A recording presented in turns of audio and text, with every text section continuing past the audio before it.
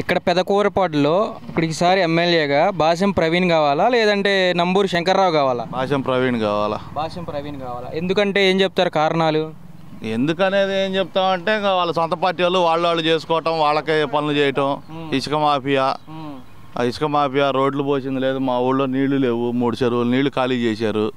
తాగడానికి నీళ్లు లేవు, నీళ్లు పోసుకోవడానికి నీళ్లు లేవు.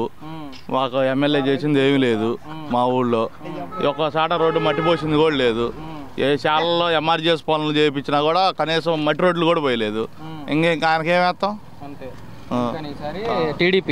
టీడీపీ రావాలా, సంక్షేమం, అభివృద్ధి, పిల్లలకు ఉద్యోగాలు అన్నీ వస్తాయని ఆశ. భూముల వాల్యుయేషన్ పడిపోయింది.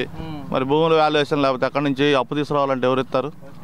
అది మరి ఇక్కడ ఎన్ని ఓట్లు మెజారిటీతో గెలుస్తారు? మా ఊరు వచ్చేసి మాది అబ్రాజపాలె గ్రామం. మా ఊళ్ళో వచ్చేసి 150 నుంచి 200 ఓట్లతోటి భాష్యం ప్రవీణ్ మెజారిటీ చూస్తారు. పైన చంద్రబాబు కావాలి, పెద్ద భాష్యం ప్రవీణ్ కావాలా. చంద్రబాబు ఎన్ని సీట్లతో గెలుస్తారు ఈసారి? 100 నుంచి 110 అనుకుంటున్నాం.